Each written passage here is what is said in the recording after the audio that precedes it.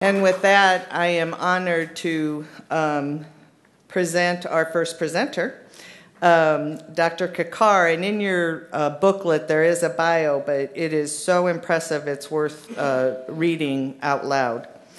Dr. Karkar is a professor at Florida International University. She is an expert in disproportionate minority contact, race, ethnic disparities, community engagement, and transnational crimes such as human trafficking and comparative crime. Her research focuses on race relations, immigration, the refugee crisis, cybercrime, and child marriage. She has published articles on disproportionate minority contact, human trafficking, domestic violence, child abuse, gang and school violence, law enforcement, women empowerment, and as well as gender and crime. Her conceptual framework focuses on community engagement, community cohesion, community collaboration, and community revitalization. She works with grassroots organizations to facilitate collaborative community efforts and develop cohesiveness in all sectors of community, including citizens, business, school, law enforcement agencies, faith-based organizations, and all other community agencies. Purpose is to engage and harness the inherent untapped power and social capital lying dormant in communities. Her work focuses on engaging communities to work together with law enforcement agencies to develop strategies and solutions for reducing minority contact and race-ethnic disparities, and developing equitable, safe, and drug-free communities. So please help me give her a warm welcome, Dr. Karkar.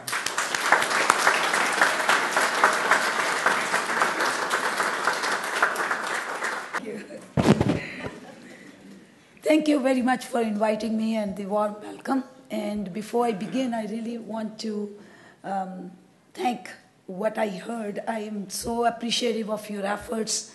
It's amazing to see the efforts you're going to be making, especially the Justice Center, declaring this as a day and a month, and then also having all the resources come together. You are really the untapped social capital that can be used to solve any problem, for that matter. We are here today for DMC and ERED, so we're going to talk about that. But you guys have so much potential, and you guys are making so many efforts that I'm really sitting there listening to you. I was just amazed. It was really wonderful. I was just talking to Luban yesterday and over the couple of weeks. This is what we need. We need to get together and bring everybody together rather than shifting the blame from one to another. Because it's not understanding, it's not addressing. We know it's there. It's not trying to identify whether it exists or not. What data or what the current things do is that, or what the current mandate does is account it. Make sure that you do A, B, C, D. Whether it's effective or not, that's not our problem. You only get funding if you tell us we are doing it. And that's not how things are solved. That's not, yes, you create piles and piles of very impressive data, but there's no solution. I'm going to begin from the beginning. Minority disproportionate contact, or we call DMC, or racial ethnic disparity, is not something new. It has been there forever, since we can imagine, as long as we can imagine. But let's begin with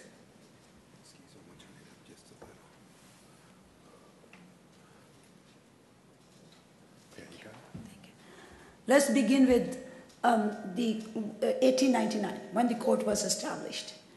There was no mention. It catered to all the other aspects of juvenile justice, but never mentioned anything about minorities or race.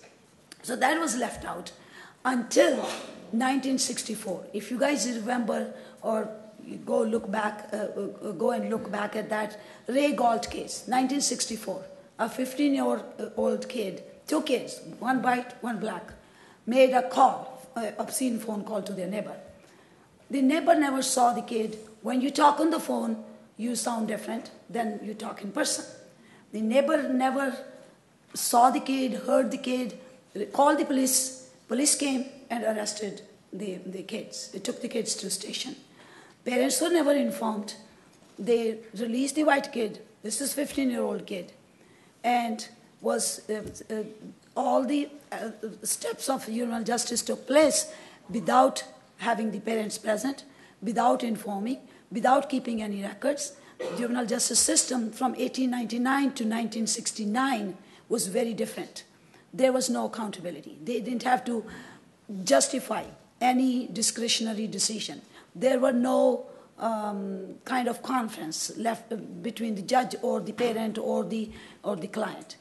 So the kid was sentenced for until he turns 21.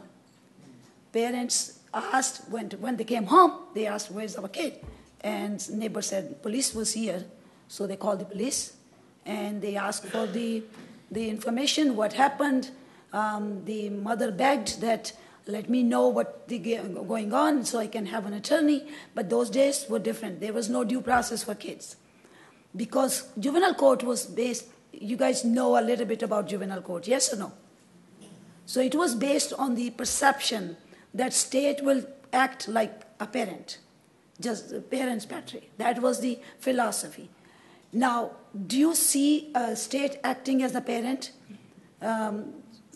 If you made a phone call today, obscene phone call, what is going to happen? You call the police after that. Oh, somebody's making calls to me. And you probably get a lot of scam. My phone now tells me, likely a scam call, so you don't answer that. This kid was sentenced for basically whole life. When you write off a kid at the age of 15, what are you doing? You're just basically writing off him for whole life. He doesn't have opportunity to school. If he doesn't have education, he has no skills. He's not employable. You leave no choice for him. And he's neurologically not developing. Kids are different, like Lawan said, many other speakers said. They're different. Their development is different. And it's just a naughty behavior, calling somebody, making a prank call.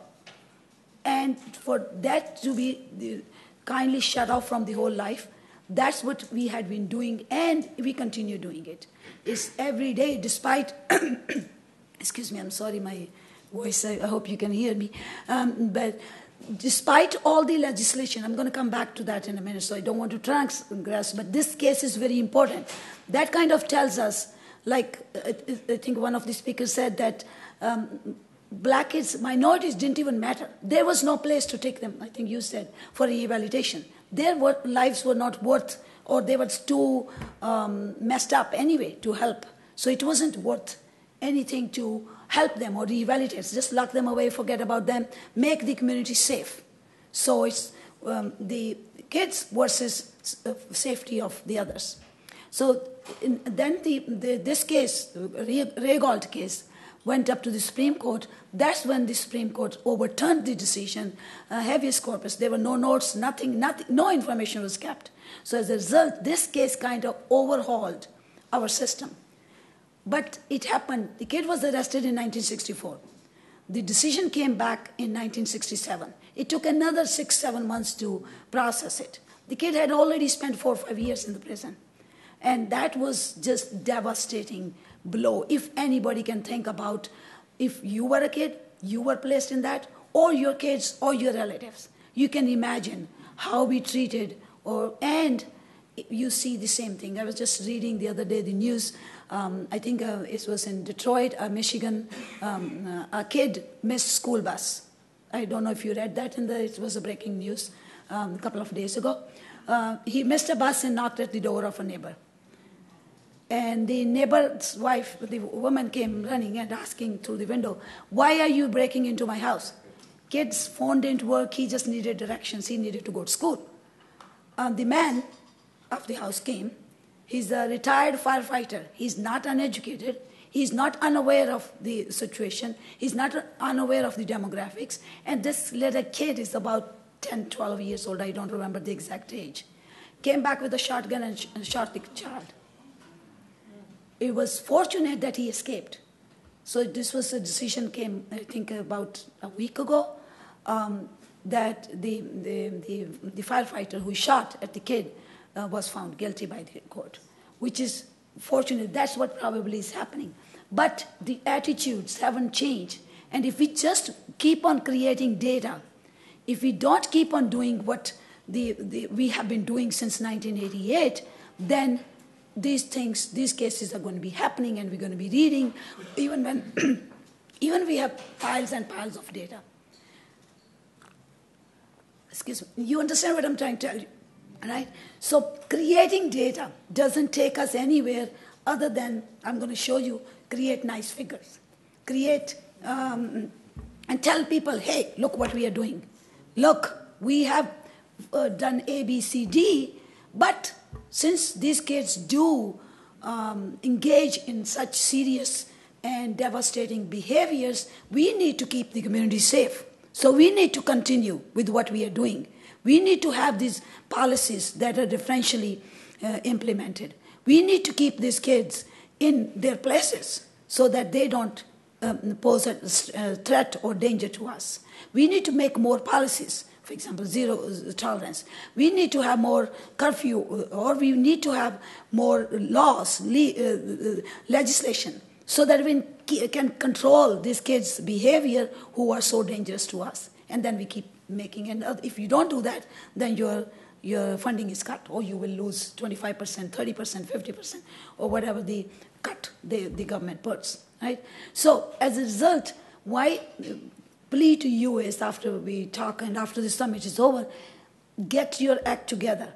These are our kids. Don't depend on the government legislation, because we have had one after another, and we're going to keep getting. We're going to keep having more laws. But if we don't do what we are doing, what we need to do, if we don't care, I think one of the speakers said, don't understand, a 9th, 10th grade kid is reading at 3rd grade level. Where are you? What are you doing? What are parents doing? What are the family members? Okay, parents don't have the resources. What are the communities doing? You live in communities where there's enormous amount of social capital. And this human capital of this kid is being wasted by locking him up. I think Lawan was also, one of the speakers was saying, kids who have been through detention, or have been locked up, or have been through the system, make 75% less. Or we lose, they don't make 75%, they make 75% less compared to a kid who had been through normal education. But that's what his salary is, or her salary is, or what he's going to get. What about us? When our kids become doctors, engineers, lawyers, senators, the commissioners, teachers, law enforcement officers, the firefighters, name any profession. When they're there, who is getting benefits from them? Yes, they're living comfortably. But what are we getting out of that? We are having communities that are livable. We are having communities that get their tax money back, that gives us all these services that we need. We don't have to care for them anymore. We don't have children. We don't have people who are on welfare forever. We don't have children who have grown into adults and can't find a job, but only be engaged in crime again and again. So that's where you come in. I'm going to start with the presentation. Sorry for it's my passion. Okay. I think this has already been talked to us. So 1899, we had the juvenile court, where we started treating children differently than adults. Prior to that, we were locking them up along with the adults. So in 1899, we said, state is going to act as a father, as a parent, and we are going to treat them as we treat our own children. If the parents are not there, that's the reason why this kid was taken and then, in closed doors and no rights of the child. Nobody was informed, no notes were taken. The assumption was, somebody reported, you must have done it. And if you did it, we need to punish you. Not as a parent, but now we are locking you up you don't you don't deny your child, even if he has done the worst thing in your family. You don't treat them the same way that juvenile court was treating at that time. Today's juvenile court is very different thanks to that kid's life being destroyed. That made a difference, that we now, all kids at least have, theoretically, have that access to due process that they didn't have in any case. So from that time, after 74 was the Office of Juvenile Justice and Delinquency Prevention established. And since then, that is still 14 years later, we started thinking about DMC, and then more recently RED. So even though they had been part of the system from the very beginning, as far as we can keep the record, but 1899 when the court was established, it was totally, now we have documented, there was no provision to address minorities or racial and ethnic minorities. 1988 is the first time when the juvenile justice ever mentioned, let's do something about it. So it kind of defined, I think you already had defined who are the minorities. They defined certain people that fall under their OJGDP's category as minorities, and they mandate that states address DMC. What does that mean, address? Lavan was just talking about, I really don't want to address it, I want to eliminate it. What does address mean? Recognize it's there. We know it's there. But in any case, so 88, it set aside some funds to address DMC and defined who fall under that. And 4 years later, we come back and look at the data, nothing really has happened. So 1992, the Congress says, okay, we're going to add it as a core requirement. That's when the states started losing money if they did not address it. So that's when they made that requirement. The concept was, if you tie the money with it, if you tie the funds with it, people will care, because we believe, let's hit them where it hurts, purse. So probably that's what was the reason behind it. Still, about 10 years later, nothing happened. So 2002, Congress comes back and redefines or kind of gives a new name to DMC. Rather than calling it a disproportionate confinement, is now called disproportionate contact. The reason for that is that confinement is the final outcome. A lot of things happen between the first stop, the first contact, until the end. First contact, if that's cleaned up, if we stop bias, if we stop prejudice, if we stop that certain people don't matter there, then we will not have the confinement. Because we do have programs. Through these legislations over time, from 88 to today, that's 30 years later, a lot of programs have come into existence. However, even those programs are differentially implemented. So those programs are being utilized by white kids, are catered more to the non-minorities than to the minorities. There may be logical reasons why, but the fact is that those programs were created to help the kids coming from minority background, but they end up helping the other kids. There's nothing wrong with that. All kids need to be helped. But we cannot continue the way of exclusion of one race or more races, and just keep catering to one, to other ones. So that was the reason why it was changed from confinement to contact. DMC has already been defined by several speakers, but basically what it means is that you find numbers in criminal justice system or juvenile justice system more of the minority of that particular race or ethnicity as compared to their numbers in general population.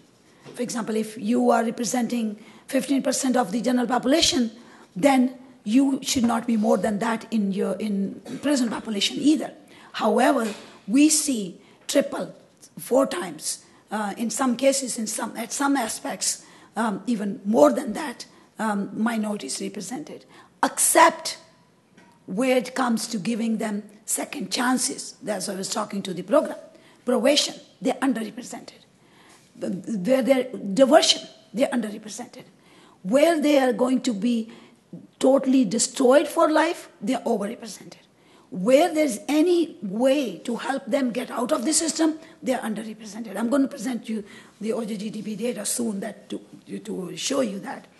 So, and racial and ethnic disparity is unequal, unfair. Since our demographics have changed, minorities are not only one color, so they have different shades of color. For example, I am a minority. My mom is African American. I grew up in Kenya. My father is an Indian. My mother is African American, and I'm in the United States. So I'm a mixture of. I am a minority, but it depends on how dark you are. I'm going to talk about the color privilege, how it becomes an advantage or disadvantage for you, and then how it affects people's reaction, how it affects how you're treated by your peers, by the society, by the community you live in, by the workplace. At every stage, you have to deal with that. As a minority, you have to, if you're different, whether you're minority or majority, if you're different, you have to deal with a lot of things in your daily life. You spend a lot of your energy taking care of that, just that perception of people, because people have different perceptions based on who you are, how you look, what's your color, what's your education, and a lot of other variables, extra legal variables come into play. So that, what DMC and RED means to. I was just talking to one of the faculty members we were talking about DMC. He's a white guy, and he was telling me, you will not imagine what I can get away with because of my skin. Because I'm a white man, I can get away with murder. And yet I will be treated with respect. Nobody will even doubt. Nobody will even suspect. That just boggled me. It was a week ago. It's not a long time ago. It's after all this legislation we have been talking about. It is a long time ago, and we have a long way to go to make sure that we are treated for who we are, not how we look, or what color, or what race, or what ethnicity. I already told you why it was changed to contact. So in essence, that's what it means, okay? The reality of DMC, it's there. There's no denial of that. It was there before 1988. It's there today, 30 years later. And if you guys don't get involved and just rely on legislation and keep blaming the police, keep blaming the families, keep blaming the kids, keep blaming schools, keep blaming different policies, then it's going to be another 30 years, and we'll be meeting here again to celebrate 60th anniversary and yet have the same data that I'm going to show you now. Because I have data from 88 or 85 to date that shows basically the same trend, despite all these legislations. So it is there. It increases at every step.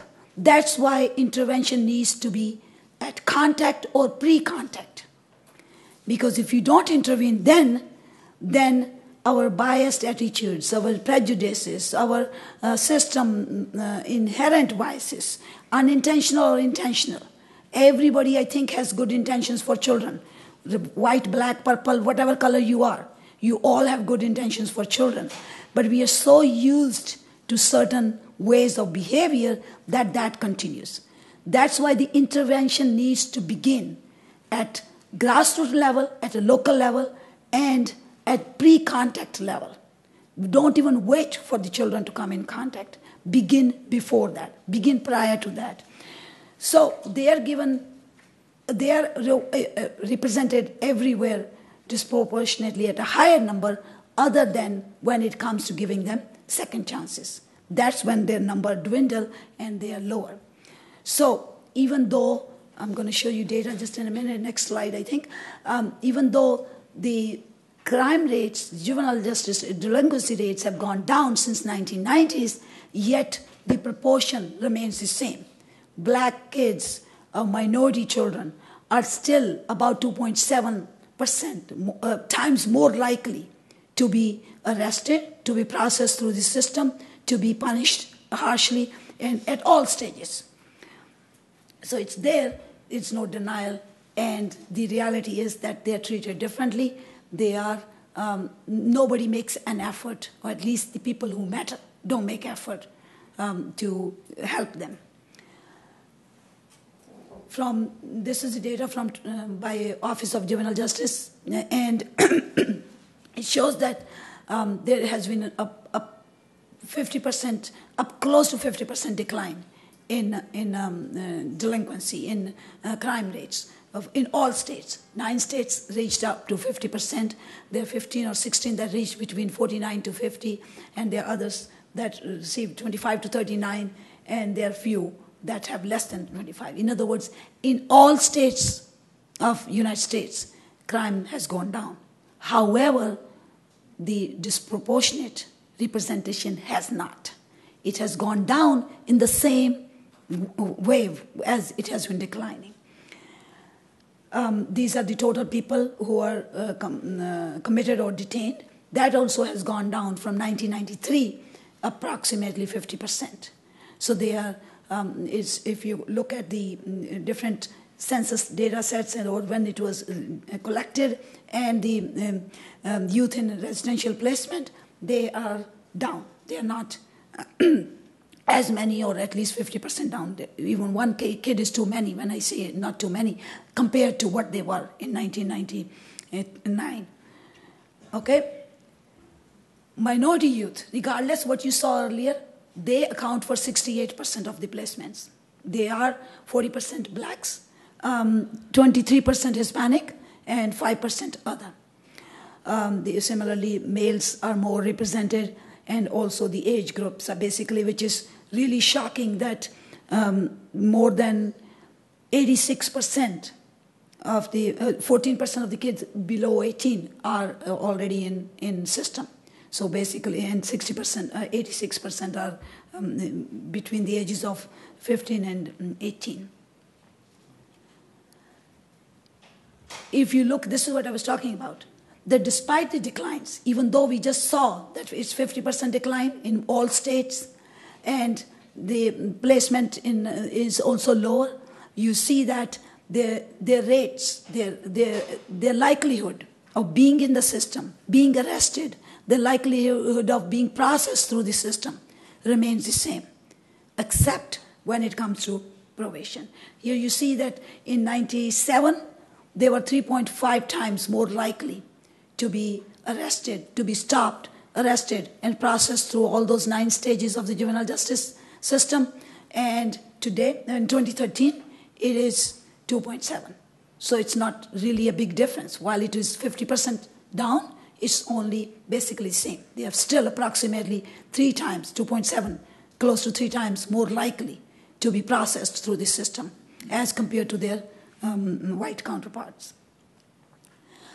And for what? We saw 68% placements of minorities, and majority of those placements are only less than 40% are personal or violent offenses. All others are basically non-serious, kids being kids, kind of offenses. Either mostly like technical violation, 17%, just because they didn't make to the probation meeting or whatever the other mandate was. They're back in system. And once they're back in system, our system kind of, where they're detained and placed, serves as a training school for them to go out and commit worse crimes. Kind of disillusions them. Like we were talking about the community's dissolution. Imagine you being 14, 15, 16, 17 years old. Those very formative years you're spending in prison, along with people who are in the same situation, along with the people who are coming from the same social neighborhood, kind of environment, same kind of schools. So your stay there doesn't help you. Rather it says, okay, I am here for shoving you. Next time I'll kill you if I don't want. Because punishment is the same. I really don't care. If I steal $1,000 or bank and rob a bank, the punishment is the same. Think like a kid. They're not, even as adults. If the punishment is the same, it doesn't matter to me. If the reward is the same, then I'm going to work only from 8 to 5. If there's some incentive, I'm going to work more. Look at the positive kind of things too. Even our adult behavior. Similarly, if you're going to be punished for coming 10 minutes late and your salary is going to be deducted for an hour, you might as well go an hour late. Yes? Makes sense. It's logical.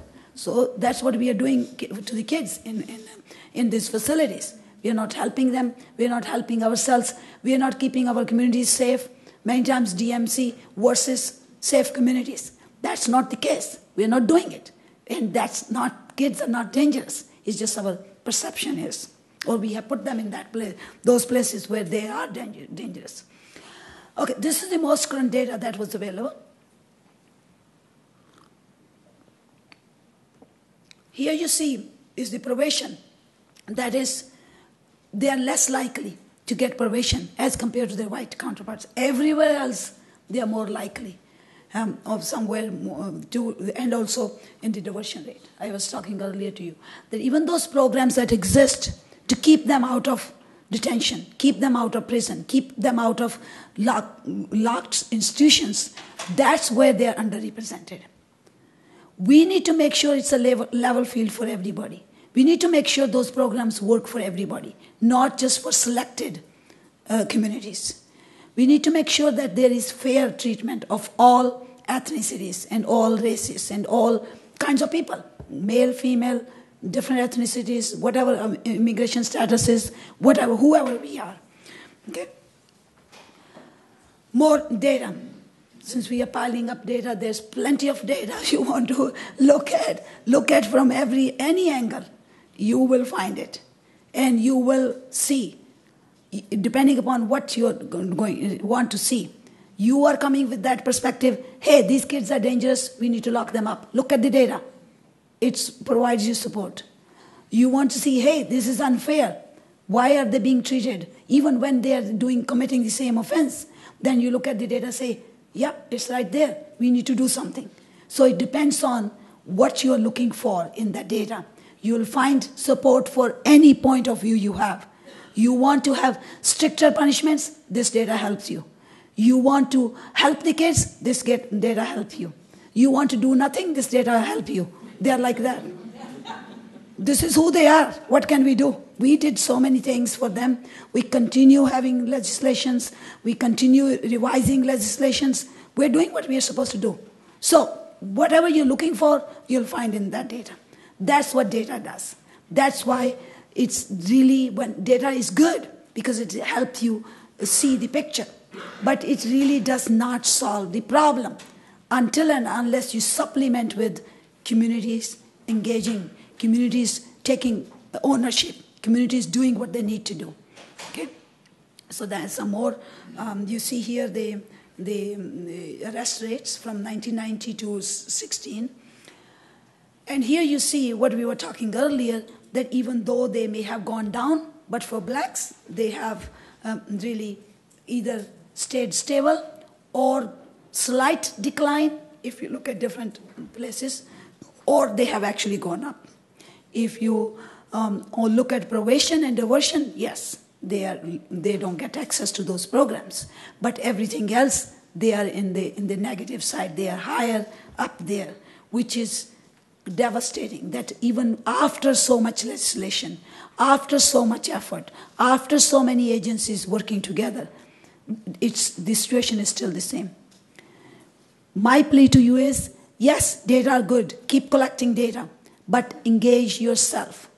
Give your social capital that you have. These kids need them. They have a lot of human capital that goes wasted in detention centers, in prisons, in wherever they are staying, wherever they're locked up. We divert their energy. We divert their powers, their human capital to a negative effect. And then we say, hey, they're bad, we don't need to do anything about them. So we create this situation, then we raise our hands. There's nothing we can do about that. My plea to you is get involved before these kids end up there and we lose that human capital. We want that human capital come back to us as social capital. So they become ours. They help our communities. They become productive members rather than being pushed from one place to another, having no skills, having no education, and dependent on us or dependent on somebody else. So the bottom line is that since 1995, arrest rates have declined for all of them. For Asian youths, 81%. For white youth, 71%. American Indian youth, 70%. And blacks, 65%. Despite these declines, the disparity in arrest rates between white and black youth has increased in recent years, as you have seen in the data. For example, in 1995, they were 2.1 times more likely to be arrested than the white pairs. But in 2016, I showed you that line graph is 2.6. So the decline has not really helped minority kids. It has helped that, yes, overall crime has declined, but as far as their representation in the system, that has actually increased from 2.1 to 2.6. It's close to 3 now. So that is a warning sign. That's a cause for concern. That's a reason why we all need to get together and put where our contribution will matter, where these kids can be helped, where legislation can help us go further. The funds are there through the legislation. Rather than wasting on just collecting data, keep data collection, but also use them to actually solve the problem. Not just document, yes, ABC it is done, this form is done, this report is ready, this report is online, so people can have access to that. These are model programs. Show impact of that. Make a change. Have a child's life impacted. Even saving one child would be considered, yeah, we got something out of that. Okay, so I've been talking about that throughout the morning. We have been talking about it's there, it's real, it's regenerated and reinforced at every step. Like we were talking, first contact leads to next and throughout the system. And by the end we are done with that child, we kind of ruined it for him for life, or her for life. Because no education, no skills, no employment. What are we doing? We are setting the stage for this child to come back in the system again. Because a person has to survive, right? So as a result, it is being reinforced. It's a very complex and multidimensional phenomena. We can't say, let the legislation solve it. We can't say, hey, police are biased. We can't say, they are biased, no doubt. But we can't say, okay, they're biased, so we can't do anything.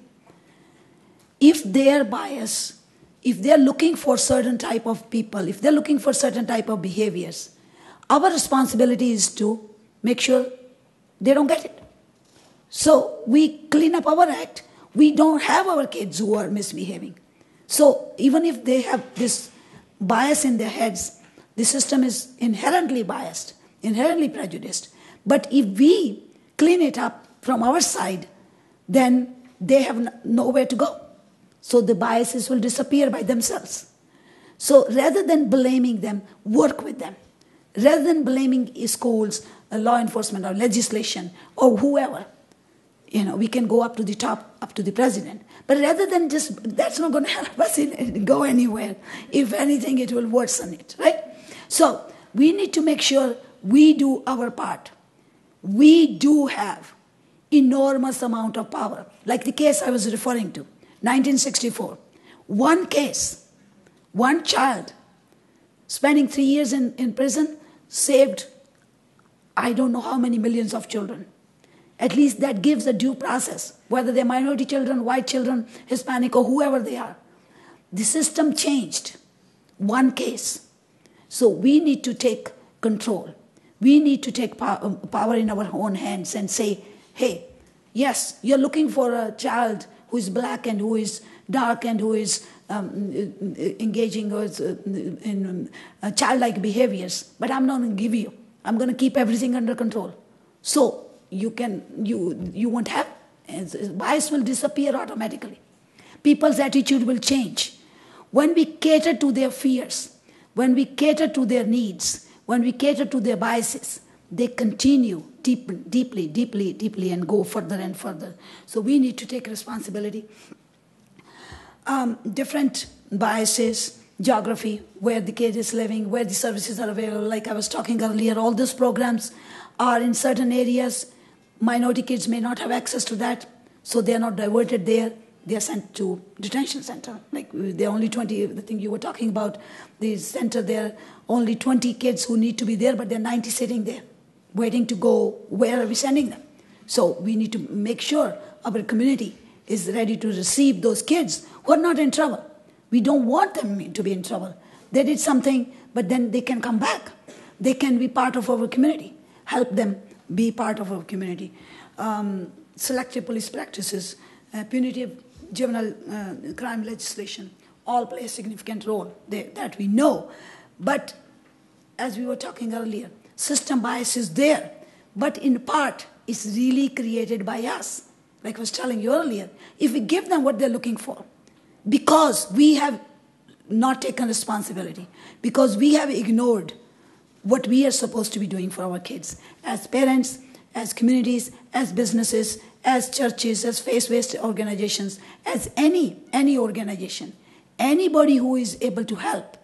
And I'm sure we are in a position, universities, schools, whatever, we are in a position where we can help these kids if we want to.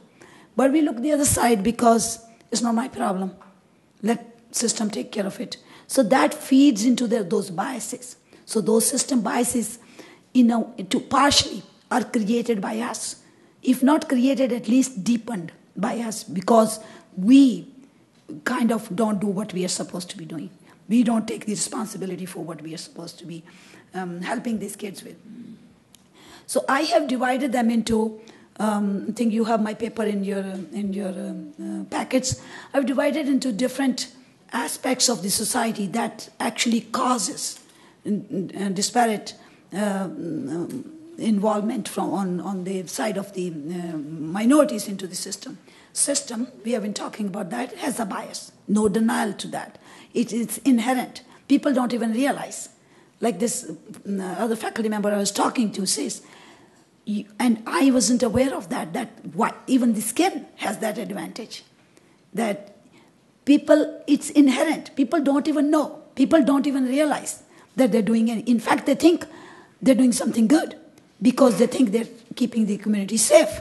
If the officer is stopping a kid who is known for trouble, who is in a gang, or who is known for creating trouble in the community, so he takes him or her to the station and process through the system in a safe place, then he or she might think, the officer might think, actually I'm helping the community. Whether it's a white community or black community, I'm keeping them safe. So when we cater to that kind, so the bias kind of becomes automatic. It's not even intentional, because so much we are fed with. I'm going to talk about how images, how different theories talk about how our biases become kind of our second nature, that we don't even intend to do it, but it happens. So there's system, there's social factors, families, economic factors, education, and youth factors. Now we're going to look at them individually. Different parts of the system, there's a bias. The geography we just talked about. Sometimes the programs, in fact, most of the time programs, that's why I'm very impressed that you're having this justice center that's going to be in one place, where a one-stop kind of thing, where all the services will be in one place. So there will be no excuse why a minority kid should not be diverted to a certain program as compared to the white kid, because everything is available at the same place. All the services are there. So that will be taken care of. Where the more crimes happen in urban areas than rural, majority of the minorities do stay in urban areas. They gather and do things in mostly downtown or kind of urban areas, while white kids do in their homes because they have facilities.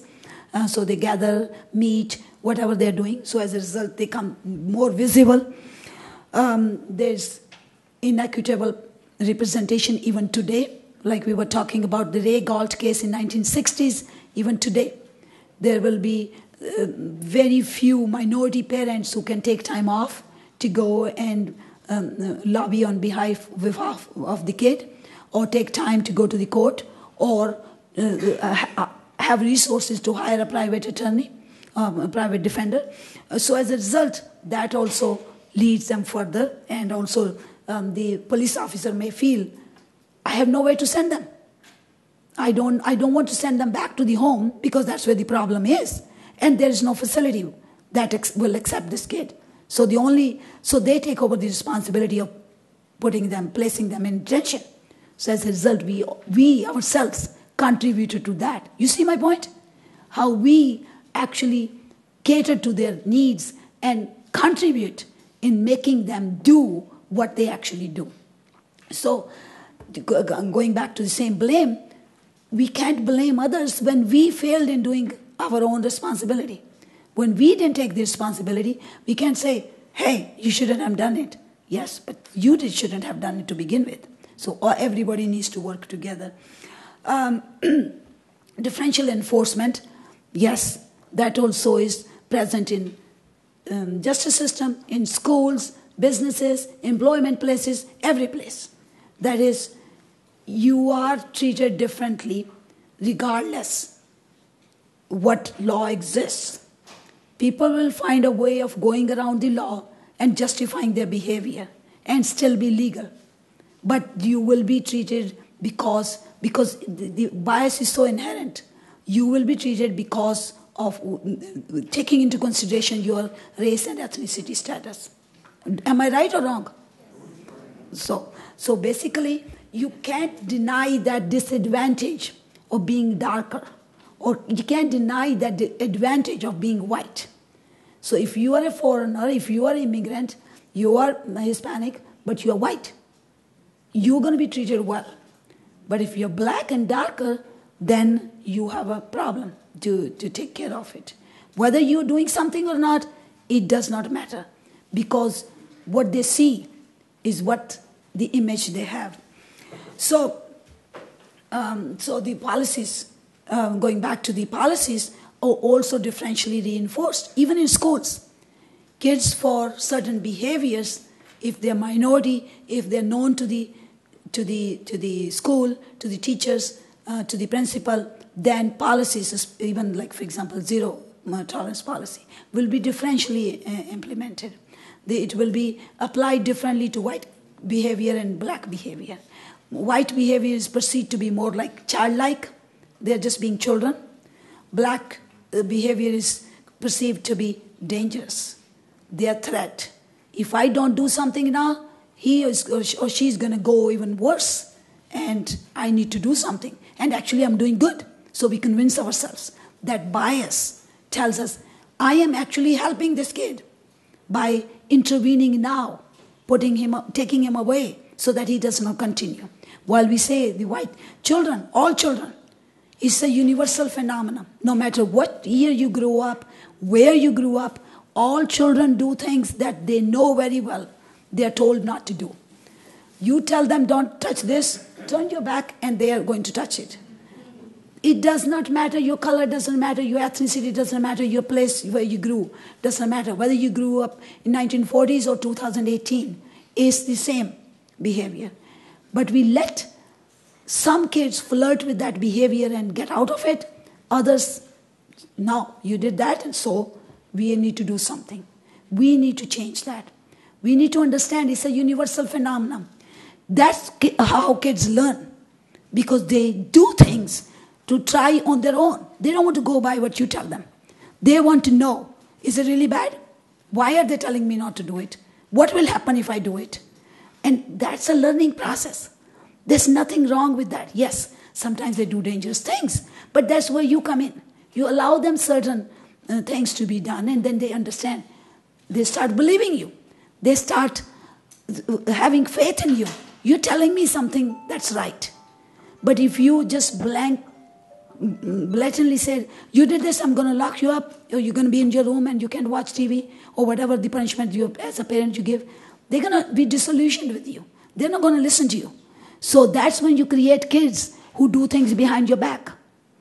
When you allow them to do and learn on their own, they'll come home and share with you everything that they have done, good or bad. So you are the first person to know and take care of the problem. So raise those kids who trust you, who trust communities, and eventually will trust the system, because system will not disillusion them. System will not create an environment that will make them disillusioned with their own activities, own learning. Kids are being kids. So a lot of things are differentially implemented or reinforced, even though the programs exist, we implement them differentially to help certain kids and not the others. And unfortunately, minorities fall into that other part. Selective enforcement, knowledge of family. That's another one of my students is doing actually a dissertation on the knowledge of a police officer knowing somebody. In general, when we say,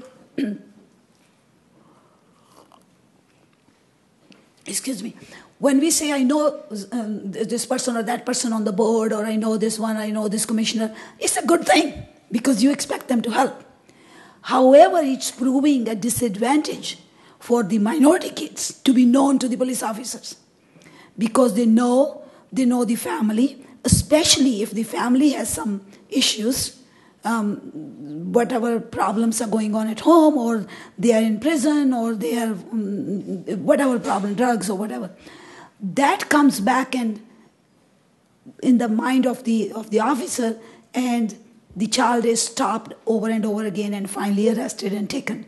My student is gathering data on that, asking the questions, how did you end up here? And that knowledge, just because you know the family, rather than helping them, is proving a disadvantage. That is, because they know the family, they believe, or at least their perception is, that you're going to be as bad as your parent. So we better do something now. So it is, that tells you how unfair, how inequitable the system is. And I teach at a university. I have PhD students, I have master's students, I have undergrads. Many of the students, non-black students, non-minority students, or whatever term you want to use, come from similar backgrounds as minority kids, as black kids. However, somehow, somewhere, they got the system to help them. That's when we are talking about differential enforcement of the system, of the programs. Many of the students I have mentored and gone with PhDs outside grew up as gang members, were in drugs, had a lot of problems in their life. But somehow, the system helped them sort it out. What happens with our kids, minority kids? We help them get deeper and deeper and then be dependent on us. Or then say, lock them up for life. Right? They're dangerous people. So that's what system does. Our own neighborhoods, distressed neighborhoods, there are no resources. There are very inadequate services. Even if the parents or the kids want some services, they live in residences, they live in places where such services are non-existent, or if they exist, they are not functional. So as a result, they are on their own, basically. And then because of the power dynamics in our society, we know how the social structure is. Those kids are ignored, hated, perceived dangerous, and the only way we can help them is lock them up, because then it makes us safe, it takes them away from committing further crime. So as a result, we kind of put the responsibility in the hands of the system and legislation, and then we say they're biased. So we need to do something. And media plays a significant role in creating those images. We are often bombarded with the images of violent crime. And who are the perpetrators in those violent crimes? I ask that question every time I teach the class first time on juvenile crime. that imagine I came late to class and you asked me, hey, professor, how come we waited for 15 minutes for you? And I say, oh, I saw a horrendous crime. A person just was going berserk and shooting. And I asked them, who you think, what images come into your head? Who is the perpetrator? Almost everybody without fail say blackmail. So how do they imagine that?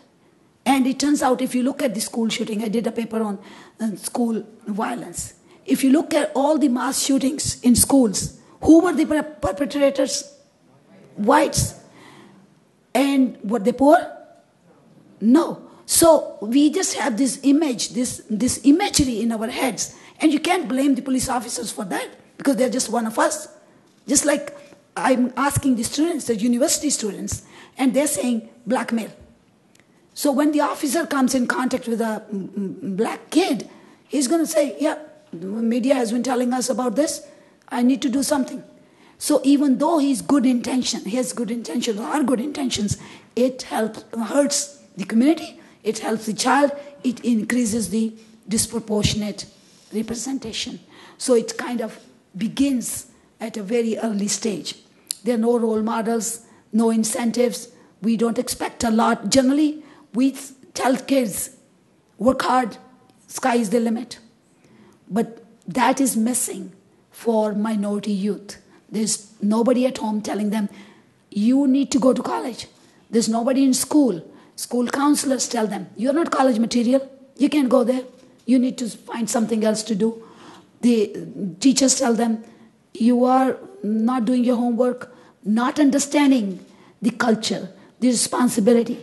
Everybody is not the same. Yes, homework is important, assignments are important, class behavior is important, but we need to understand from the cultural responsiveness. People come from different responsibilities. A black kid may be taking care of their family. A black kid may be responsible for his siblings, maybe taking care of a mother who is drug addicted or sick or some other problems in the family. So we need to we need to make sure we understand where the child is coming from, where that behavior is coming from. Why is the child not doing assignments? Why is this happening? Rather than saying, you didn't do it, so this is what it is, and then write him or her off, and then disillusion them, and then disillusion the communities. We need to do, every one of us, no matter what job you have a responsibility towards, yes, yourself and your family, but also around you. Because you can only have that comfortable life if everybody is okay around you. If we are talking about disproportionate minority, then we are not okay. Then our communities are not okay. So you need to do what you are supposed to be doing. Communities are disorganized. There's a distrust between the police and the communities, child and the parent, child and the police, parent and the community. Basically, that runs amok everywhere. Nobody trusts the other because everybody is shirking their responsibility. Everybody is trying to find a person or an agency or a law to blame rather than saying, let's look at it. Why is it happening? Social factors basically fall into the same one.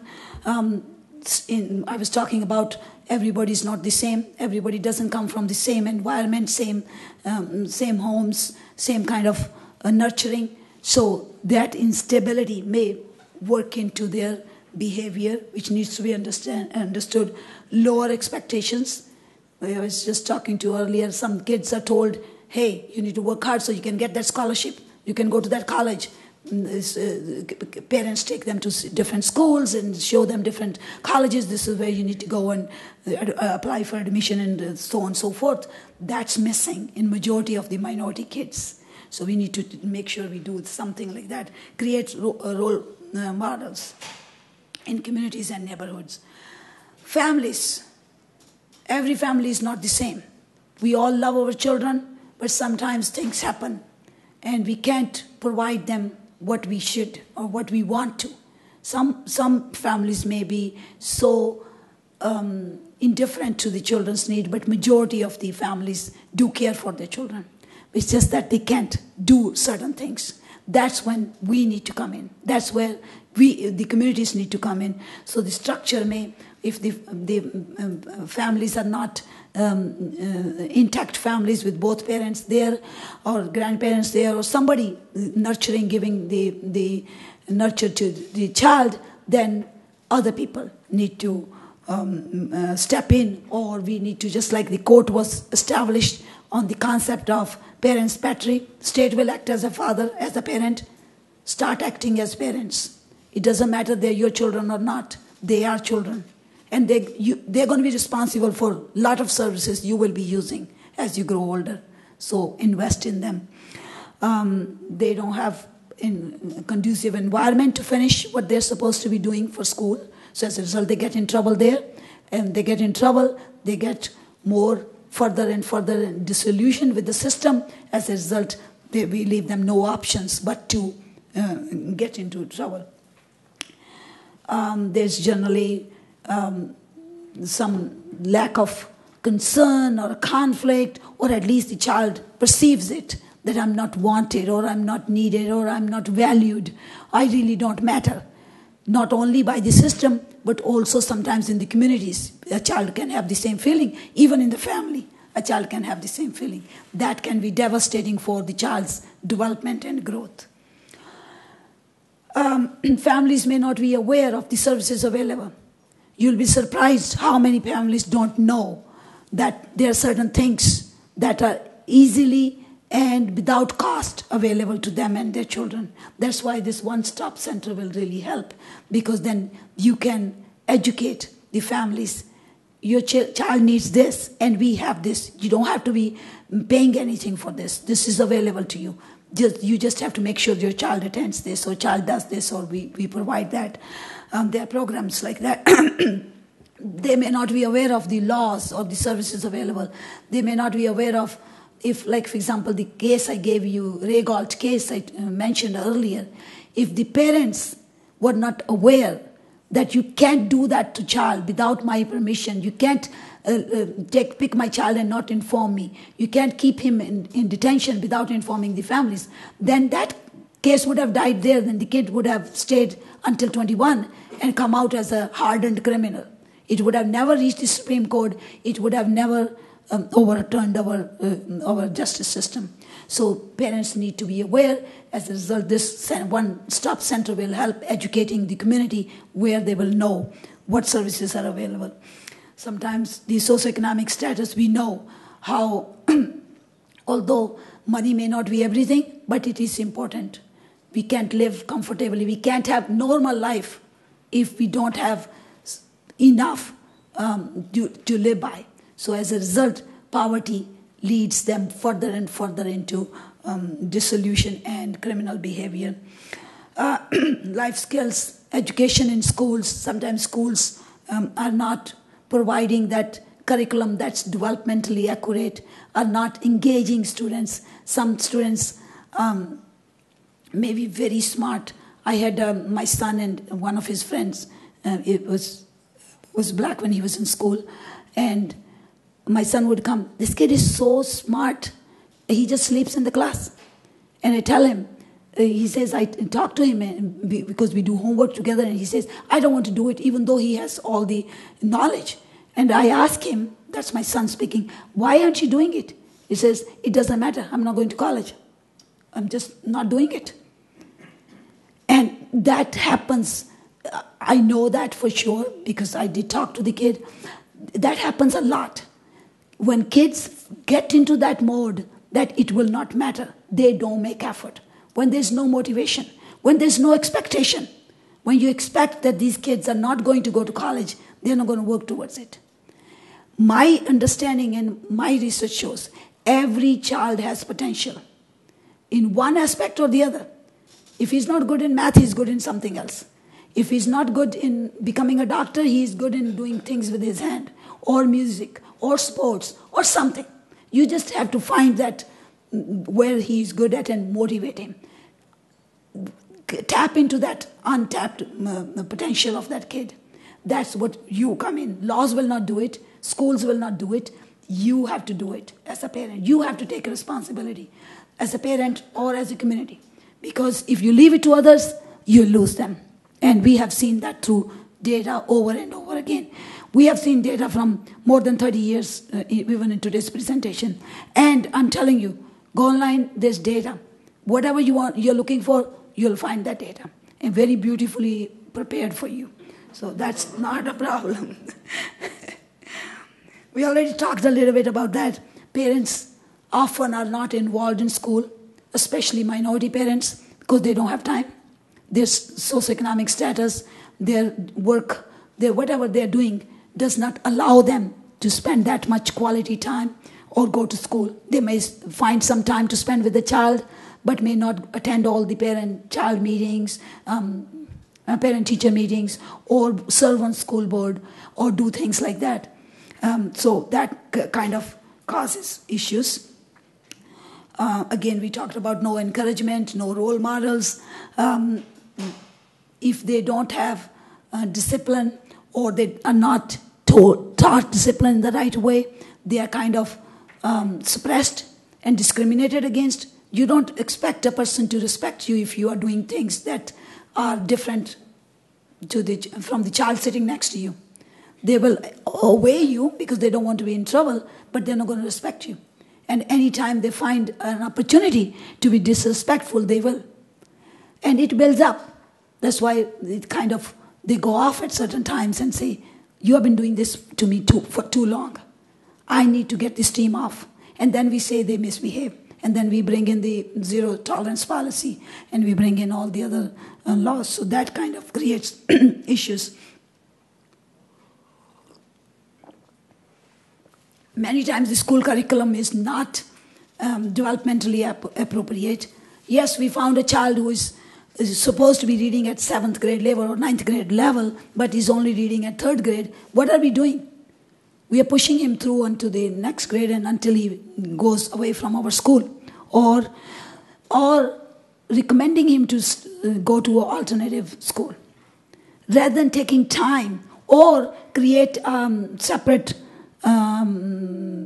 segment of, we have programs where we separate children, gifted children and children who are, we call them developmentally slow, whatever we used to call them retarded. Now we come with euphemisms, basically the same thing, that they can't learn. They have learning disability, they have this disability, there's that disability. Rather than making an effort, because every child can learn and unlearn. Every person can learn and unlearn, even as adults, even though we are made to believe, I'm too old to learn. None of us is too old to learn. We all can learn and unlearn bad behavior. We can all change our behavior at any age. That's scientifically proven. That's not just I'm talking. There's empirical evidence. Data proves that. Data shows that. And they're not culturally competent. Many times the curriculum may be like this kid was getting bored, even though he was very smart.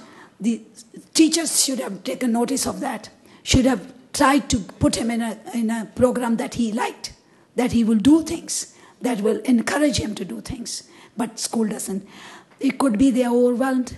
It could be there are too many kids of that, whatever it is. But then you don't have too many kids. You only have 2, 3, 4, 5, whatever number of kids you have.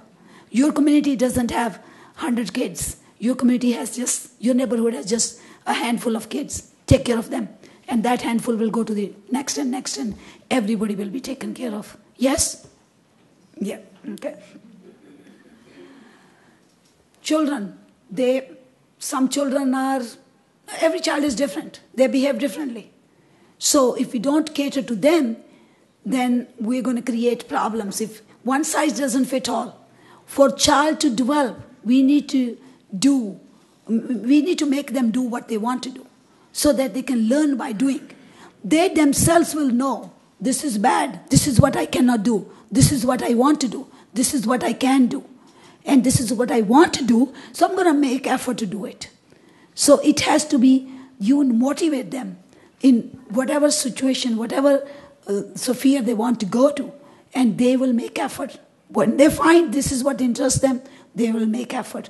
Of course, you are there to stop them going astray and getting into negative behavior, but you can channel their energy. You can channel their behavior into the right direction, and they can accomplish. They need to believe, they need to trust you, they need to have attachment, they need to make sure that they believe they are valued. When children believe they are valued, they'll do anything, for anything, for that matter, even adults. When you know how valuable your opinion is, you'll go to that meeting. If you think that they're just going to do what they want to do anyway, and I'm not going to waste my time to go attend that meeting, yes or no?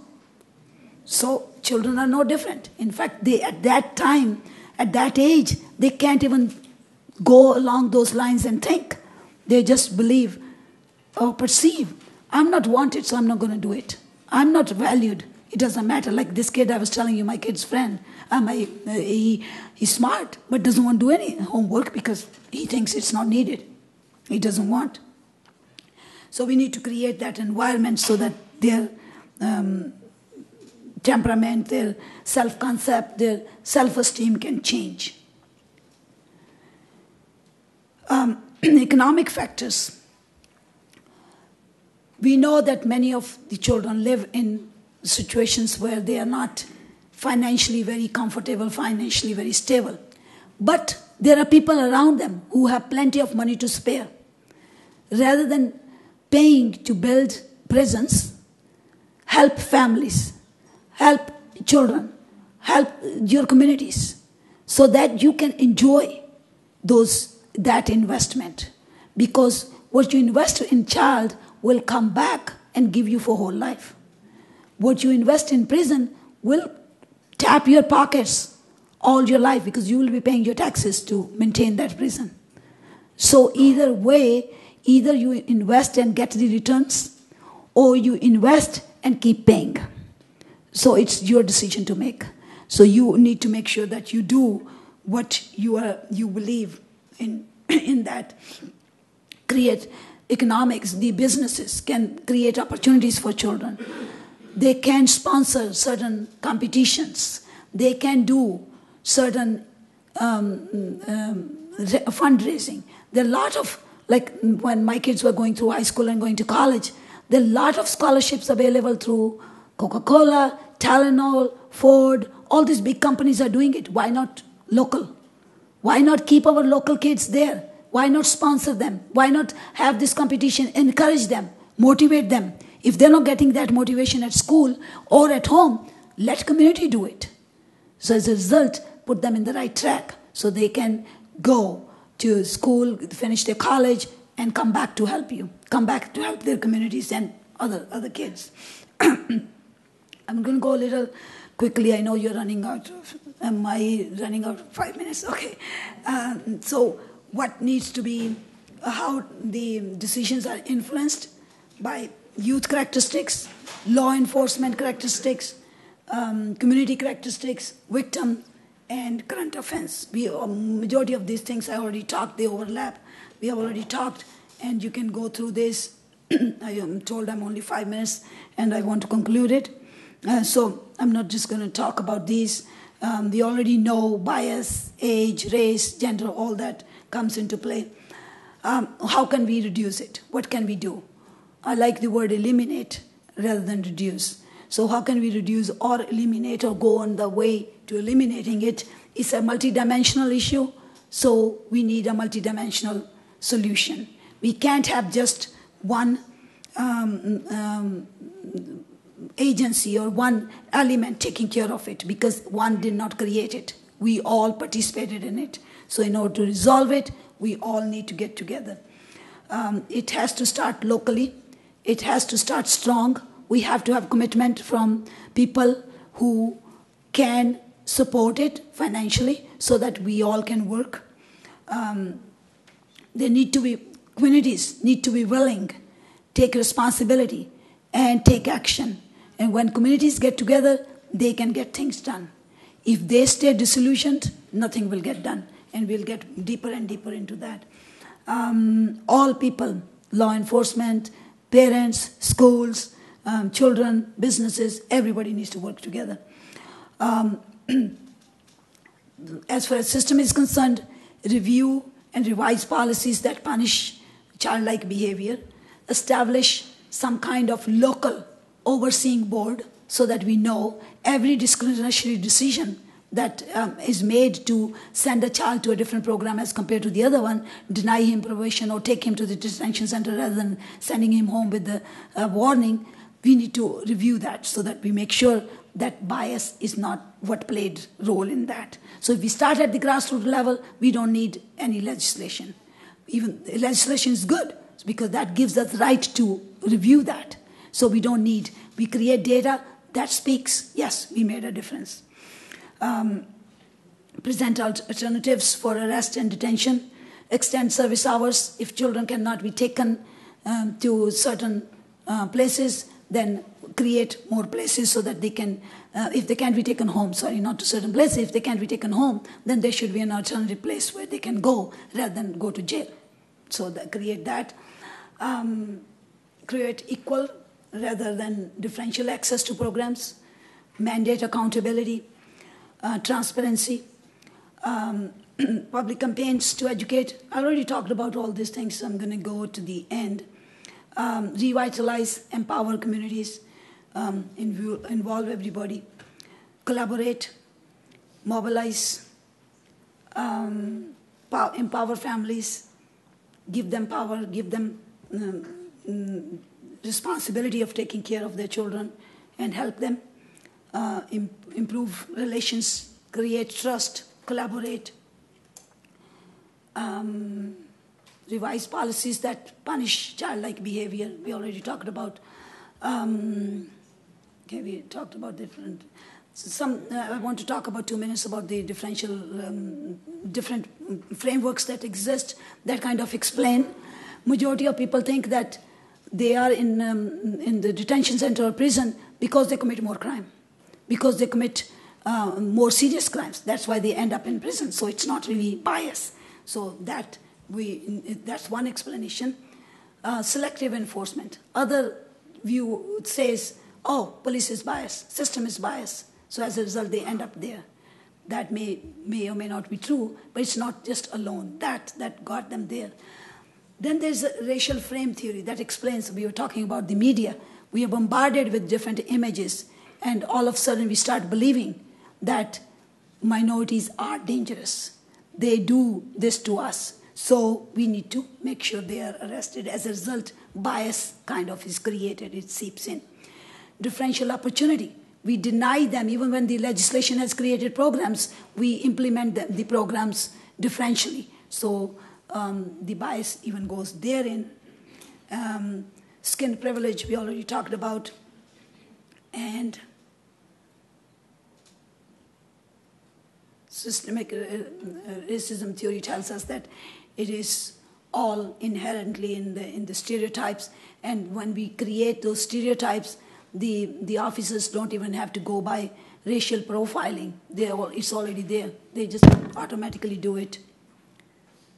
All right, the whole thing we were talking about was the action plan, but I just put a couple of things there so for you to look at and see how you can get involved. Again, thank you very much for the opportunity, and I am sorry I took longer.